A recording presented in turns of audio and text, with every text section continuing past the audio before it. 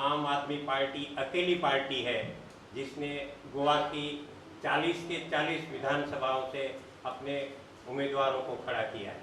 उम्मीदवारों का लिस्ट दे दिया था। आपको आश्चर्य होगा कि मैं 40 बोल रहा हूँ।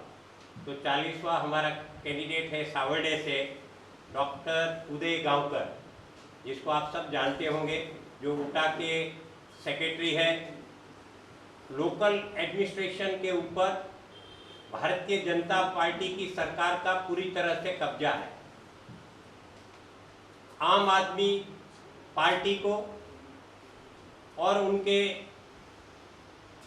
कैंडिडेट को परेशान करने की पूरी तरह से कोशिश की जा रही है। 4 जनवरी को जैसे ही इलेक्शन डिक्लेयर हुआ, उसी दिन पुलिस ने जाके हमारे सारे होल्डिंग निकाल दिए गए, जो लीगलाइज्ड वेंडर के थ्रू लगाए गए थे, जो इलेक्शन कमीशन के नॉर्म से मुताबिक थे। पूरे देश में इलेक्शन के दरमियान, लोकसभा का इलेक्शन हो कि विधानसभा का इलेक्शन हो, जो लीगलाइज्ड होल्डिंग होते हैं, उस होल्डिंग के द्वारा सारी पार्टियां अपना प्रचार करती है। तो 4 तारीख को हमारे होल्डिंग हमें बताए बिना, हमें किसी भी तरह की नोटिस दिए बिना पुलिस ने जाके सारे होल्डिंग हमारे निकाल दिए। यहाँ के पंजीम के जो अपने उम्मीदवार है श्री बाबूस मुसोरात जी, जो खड़े हुए इलेक्शन से, वो इस तरह की एक टॉर्च का सिंबल अपने प्रचार साहित्य में लगा के अपना प्रचार कर रहे हैं। अब ये टॉर्च जो है, ये एक तरह से झाड़ू का आभास देती है।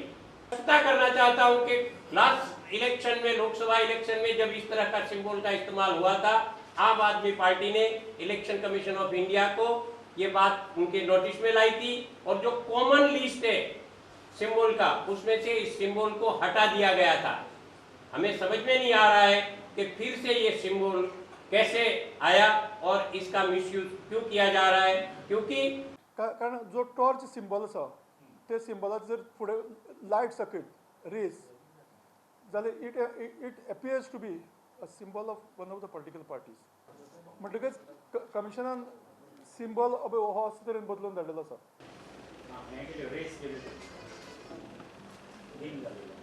So here in after torch will look like this.